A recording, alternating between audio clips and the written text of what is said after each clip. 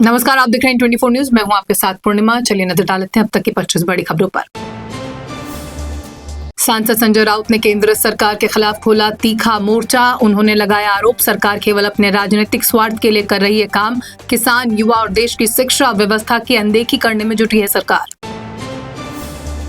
6 बागी सांसदों को लेकर लोकसभा स्पीकर के फैसले के खिलाफ शिवसेना यूबीटी पहुंचा सुप्रीम कोर्ट। शिवसेना यूबीटी ने याचिका दायर कर कोर्ट से जल्द सुनवाई की कही बात, जिसे कोर्ट ने किया स्वीकार। याचिका में लोकसभा स्पीकर के फैसले को दी गई चुनौती।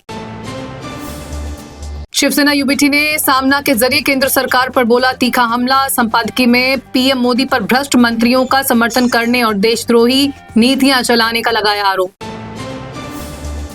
मुंबई में पिछले 2 दिनों में बिना अनुमति हुए विरोध प्रदर्शनों के खिलाफ पुलिस ने कुल 5 एफआईआर की दर्ज। मुंबई पुलिस ने कई प्रदर्शनकारियों को हिरासत में लिया। इन कार्यक्रमों में से एक को शिवसेना यूबीटी प्रमुख उद्धव ठाकरे ने किया था संबोधित।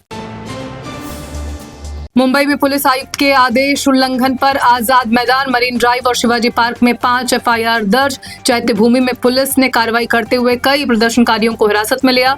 मुंबई में 23 जुलाई से 6 अगस्त तक धारा 163 लागू।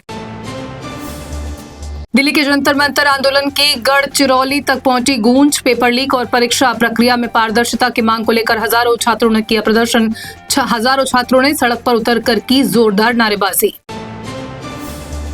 लालपरी का सफर हुआ महंगा। एसटी महामंडल ने बसों के किराए में की 13.56% की बढ़ोतरी। अमरावती से नागपुर, अकोला और पंढरपुर आषाढ़ी विशेष बसों समेत कई रूटों के टिकट हुए महंगे।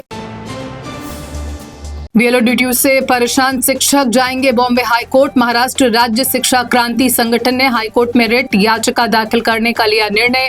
राज्य भर के प्रभावित शिक्षकों से कानूनी लड़ाई में शामिल होने की अपील। मुंबई के भोईवाड़ा थाने में 24 घंटे के भीतर साइबर क्राइम के 24 मामले दर्ज। फर्जी एपीके फाइल और कस्टमर केयर नंबरों के जरिए लाखों रुपए की ठगी। डॉक्टरों, सरकारी कर्मचारियों और व्यवसायियों सहित समाज के हर वर्ग को बनाया शिकार। मुंबई क्राइम ब्रांच ने की बड़ी कार्रवाई। बिना पासपोर्ट वीजा के अवैध रूप से रह रहे 37 बांग्लादेशी नागरिकों को हिरासत में लिया, जिसमें 16 महिलाएं और 5 बच्चे शामिल। जल्द शुरू होगी डिपोर्टेशन की कानूनी प्रक्रिया। मुंबई में छाता चोरों के आतंक से दुकानदार परेशान। चोरों ने चुराए 50 छाते, जिनकी कुल कीमत 15,000 रुपए। पुलिस की ओर से मामले में एफआईआर दर्ज। छाता चोरी की अलग अलग वारदात सीसीटीवी में रिकॉर्ड। ठाणे की हजरत पीर मामू भांजे दरगाह में कथित अवैध निर्माण को लेकर वन विभाग की तोड़फोड़ पर 10 अगस्त तक लगी अंतरिम रोक। बॉम्बे हाईकोर्ट ने महाराष्ट्र सरकार और वन विभाग से मांगा जवाब। वर्धा जिले के रोडा गांव में 12 वर्षीय बालिका से दुष्कर्म और हत्या मामले में सीएम फडणवीस सख्त। फास्ट ट्रैक कोर्ट और विशेष सरकारी वकील नियुक्ति के दिए निर्देश। मामले की न्यायिक प्रक्रिया में तेजी आने की उम्मीद। पीड़ित परिवार को शीघ्र न्याय मिलने की संभावना। ऑटो चालक की हत्या करने और डिलीवरी बॉय को लूटने के मामले में 7 आरोपी गिरफ्तार। पुलिस ने वारदात वाले इलाके में कराई सरेआम परेड। पुलिस ने दिया साफ संदेश, नहीं बख्शे जाएंगे कानून व्यवस्था बिगाड़ने और अपराध को अंजाम देने वाले लोग। मुंबई के ओशिवारा में पूर्व पति से फोन पर बात करना महिला को पड़ा महंगा। पति सिराज अंसारी ने पत्नी शबरून की गला घोंटकर कर दी हत्या। पुलिस ने पोस्टमार्टम के लिए भेजा शव। मामले में जांच जारी, आरोपी पति गिरफ्तार।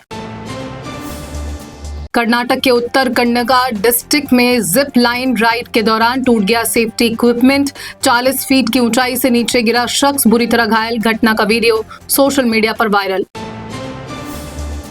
दिल्ली में आम आदमी पार्टी के सांसदों ने संसद परिसर के मकर द्वार के बाहर किया विरोध प्रदर्शन। नीट परीक्षा व्यवस्था में कथित गड़बड़ियों और छात्रों के भविष्य से जुड़े मुद्दों को लेकर सरकार के खिलाफ की जमकर नारेबाजी।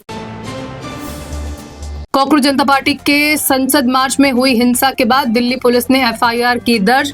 एफआईआर में बीएनएस, आर्म्स एक्ट और सार्वजनिक संपत्ति नुकसान अधिनियम की लगाई गई विभिन्न धाराएं। सिंधु जल संधि को लेकर भारत ने अपनाया कड़ा रुख। सिंधु जल संधि अपने मौजूदा स्वरूप में अब दोबारा नहीं होगी लागू। 1960 की सिंधु जल संधि प्रभावी रूप से हो चुकी है समाप्त। जम्मू कश्मीर के रियासी जिले में भारी बारिश के बाद चिनाब नदी का बढ़ा जलस्तर। भारी बारिश के बाद खोले गए सलाल डैम के सारे गेट। नदी किनारे और निचले इलाकों में रहने वाले लोगों को सतर्क रहने की सलाह। मॉनसून सत्र के दूसरे दिन संसद में हुआ जोरदार हंगामा। पेपर लीक पर चर्चा की मांग और छात्रों पर हुए लाठीचार्ज को लेकर विपक्षी सांसदों ने दोनों सदनों में सरकार को घेरा। मल्लिकार्जुन खड़गे ने माइक बंद करने का लगाया आरोप। उज्जैन में भगवान महाकाल की दूसरी शाही सवारी से पहले शामू हथिनी की सेहत को लेकर गहराया विवाद। महावत ने शामू को पूरी तरह बताया स्वस्थ। महाकाल मंदिर प्रबंध समिति ने मांगी स्वास्थ्य रिपोर्ट। दिल्ली प्रदर्शन के दौरान सीजेपी प्रवक्ता विजेता दया का बर्गर खाते वीडियो वायरल होने पर भड़की प्रियंका चतुर्वेदी। कहा, जनता और छात्रों का नेतृत्व करने का दावा करने वाले नेताओं में नहीं बची है कोई नैतिक जिम्मेदारी। उत्तर प्रदेश के ग्रेटर नोएडा में बड़ा सड़क हादसा। अचानक अनियंत्रित होकर नाले में जा गिरा ट्रक। शरीर में सरिया घुसने से चालक की दर्दनाक मौत। हादसे के बाद इलाके में अफरा तफरी का माहौल। यूक्रेन तट पर मालवाहक जहाज पर हमले में 4 भारतीय नाविकों की दर्दनाक मौत। एक व्यक्ति गंभीर रूप से घायल। भारत ने रूसी प्रभारी राजदूत को बुलाकर हमले पर कड़ा विरोध जताया। विदेश मंत्रालय ने पीड़ित परिवारों के प्रति गहरी संवेदना की व्यक्त। 25 बड़ी खबरों में फिलहाल बस इतना ही। खबरें 24 न्यूज पर लगातार जारी हैं। आप देखते रहें 24 न्यूज। मुझे दीजिए इजाजत। नमस्कार।